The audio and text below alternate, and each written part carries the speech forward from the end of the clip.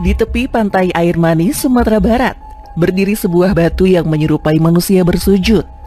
Bagi masyarakat Minangkabau, batu ini bukan sekedar karang biasa, melainkan saksi bisu dari sebuah kisah penuh pengkhianatan. Kisah Malin Kundang, si anak durhaka.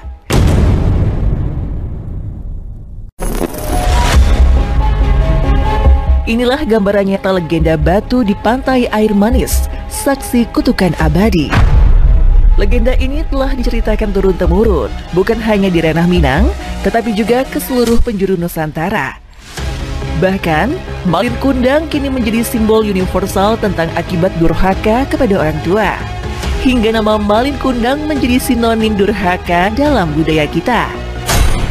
Yang membuat kisah ini abadi bukan hanya alurnya, melainkan pesan moral yang begitu kuat, dibungkus dalam tragedi yang menyayat hati. Cerita ini bukan sekedar dongeng, tapi peringatan keras yang hidup dalam ingatan kolektif masyarakat.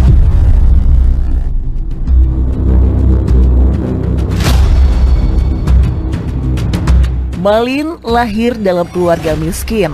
Ia hidup berdua dengan ibunya setelah sang ayah tiada. Ibunya, seorang perempuan tua renta, bekerja keras demi menghidupi anak semata wayangnya. Ia menjual kue, berladang, bahkan memungut kayu bakar. Malin tumbuh sehat, cerdas, dan rajin. Namun, di balik semangatnya tersimpan rasa tidak puas. Ia ingin keluar dari kemiskinan, ingin meraih kehidupan yang lebih baik. Setiap kali melihat kapal besar berlabuh di pantai, hatinya bergejolak, ingin berlayar jauh. Cita-cita besar yang lahir dari keterhimpitan ekonomi. Ibunya khawatir, laut bukan hanya janji kekayaan, tapi juga ancaman maut. Namun, kasih sayang tak bisa menahan tekad seorang anak muda. Dengan berat hati, sang ibu merelakan Malin berlayar bersama sebuah kapal dagang, sembari berdoa agar anaknya selamat dan tak lupa daratan.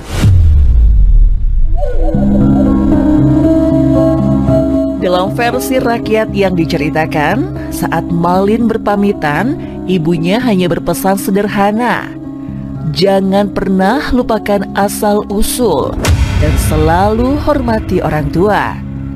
Sebuah pesan yang kelak terbukti diabaikan.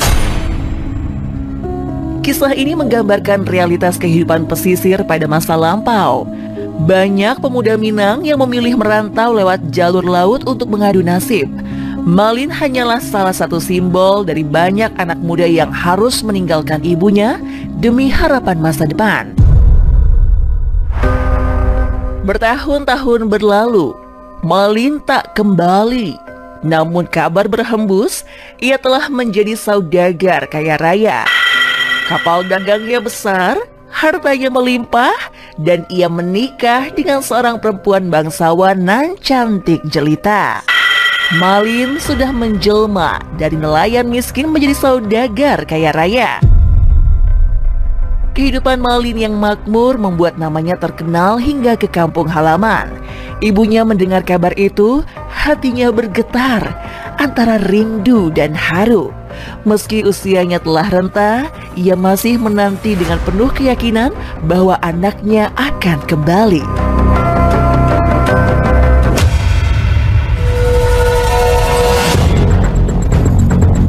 Pada suatu hari, kapal besar merapat di pantai Air Manis. Penduduk berkerumun melihat kemegahannya. Dari kapal itu turun Malin Kundang bersama istrinya. Ibunya yang renta bergegas datang. Hatinya melonjak gembira.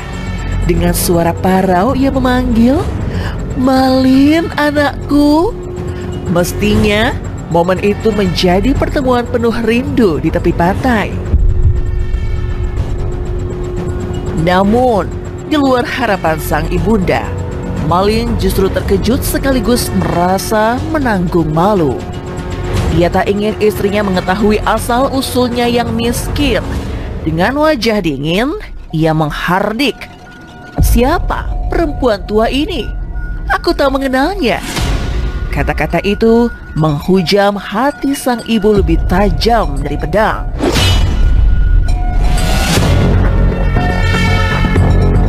Orang-orang di sekitar terdiam, sebagian marah, sebagian iba. Mereka tahu siapa perempuan tua itu, ibunya sendiri. Tetapi Malin tak peduli. Ia tetap menolak mengakuinya. Bahkan, menurut versi cerita, ia menendang ibunya hingga jatuh tersungkur. Inilah penggambaran puncak kedurhakaan seorang anak kepada ibu yang melahirkannya, karena menolak dan menyakiti ibu. Hati seorang ibu ibarat samudra, luas dan penuh maaf. Namun saat dimana luka terlalu dalam hingga tak terbendung, dengan mata basah, sang ibu mengangkat tangannya ke langit, berdoa dengan penuh kepedihan.